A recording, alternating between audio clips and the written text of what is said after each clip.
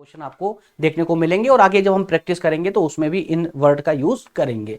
चलिए नेक्स्ट इसका था आर्टिकल इन डिटेल्स। तो आर्टिकल का मतलब क्या होता है, आर्टिकल क्या है, तो ये आप अभी तक जान चुके हैं कि आर्टिकल जो है ये तीन प्रकार, इसमें आर्टिकल में तीन वर्ड होते हैं, तीन शब्द होते हैं, ए एन और द, तीन वर्ड होते हैं और आर्टिकल डिटरमिनर्स ही होते हैं या डिटरमिनर्स का एक टाइप होते हैं। इसलिए लास्ट में एक हम कमेंट कर सकते हैं कि all articles are determiners but not all determiners are article.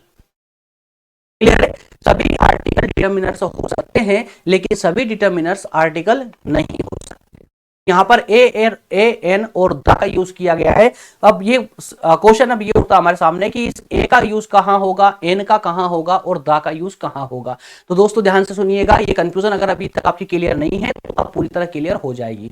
सुनिए, यहां पर जो है ए का यूज कब होना है, A is used before word beginning with consonant sound. Consonant sound, आपको ये तो पता होगा ना कि ग्रामर में स्वर और व्यंजन जैसा कुछ होता है, उसी तरह से स्वर और व्यंजन को हम इंग्लिश में क्या कहते हैं, वोवेल और कंसोनेंट। तो जब किसी शब्द, जब किसी नाउन के आगे आपको ए या एन लगाने की कंफ्यूजन हो तो उस केस में आप क्या करोगे, आप वहां ध्यान देना कि जिस नाउन के आगे आप लगाने वाले उस नाउन का जो साउंड है किस से शुरू हो रहा है। अगर उसकी शुरुआत कंसोनेंट साउंड से होती है, व्यंजन शब्द से होती है, व्यंजन है ना, साउंड से, ध्वनि से, कंसोनेंट से होती है, तो समझ जाइएगा कि वहां पर आपको ए का यूज करना है। जैसे कि बॉय बोलते हैं हम, बॉय, तो इसमें साउंड कौन सा है, बका आ रहा है, दैट मींस कि वो कंसोनेंट है, इसलिए यहां पर ए का यूज करेंगे। उसी प्रकार से कार, डॉग आदि आदि और भी कई सारे शब्द हैं जिनको आप ले सकते हैं, book, car, dog, house, teacher etcetera, कई सारे वर्ड इसमें यूज किए जाते हैं जिसमें ए का यूज होगा। अच्छा, एन का ए और एन, एन का यूज कहां पर होगा ये समझ लीजिए, दोनों में कंफ्यूजन दूर हो जाएगी।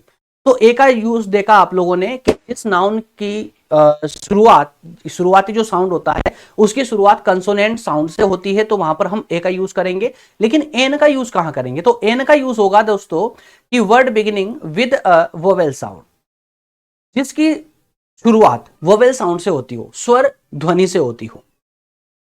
कौन कौन से होते हैं वोवेल साउंड, तो वोवेल साउंड में याद रखिएगा ए, ई, आई, ओ और यू, ये 5 साउंड है, ए, ई, आई, ओ, यू। इनको छोड़कर के जितने भी साउंड है बाकी सब कंसोनेंट में इंक्लूड होते हैं।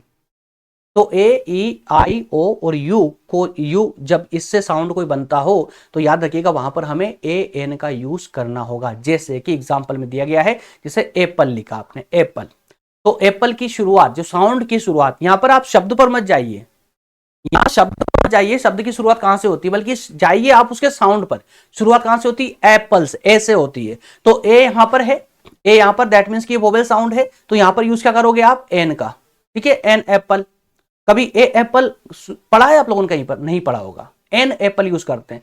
जस्ट लाइक अम्ब्रेला, अम्ब्रेला आ की, आ से शुरुआत होती है।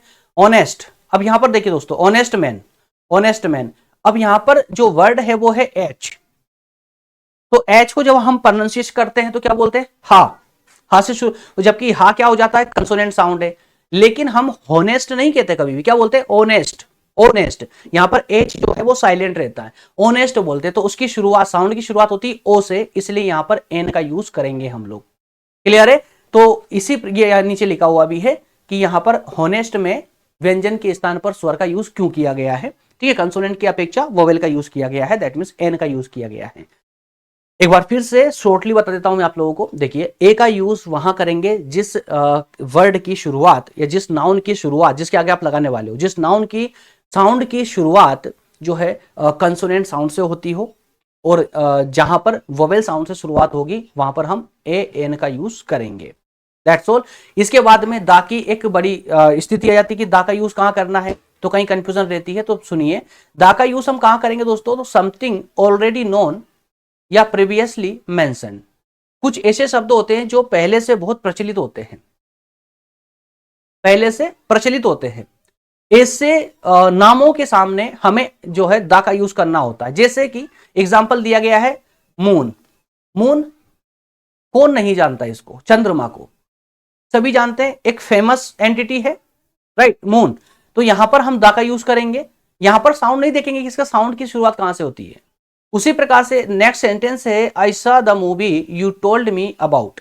तो जो मूवी वर्ड है दोस्तों, ये मूवी वर्ड भी एक जो है एक प्रसिद्ध वर्ड है, इसलिए यहां पर भी हम दा का यूज करेंगे। उसी प्रकार से the Ganga is Holi river, Ganga एक पवित्र नदी है, तो गंगा भी एक प्रचलित नाम है, इसलिए इसके आगे भी हम दा का यूज करेंगे। तो स्पेशल यूसेज की बात करें तो इसका मतलब क्या हुआ, बिफोर यूनिक थिंग, कोई यूनिक थिंग आती है, जैसे कि सन आ गया, सूरज, स्काई या अर्थ, ठीक है, सूरज है, आसमान है या धरती, तो जो यूनिक थिंग है उनके सामने हम जो है दा का यूज करेंगे। सेकंड है name of sea, river, mountain etcetera, समुद्र, नदियां या कोई पहाड़ का नाम आता है तो उसके आगे हम दा का यूज करेंगे।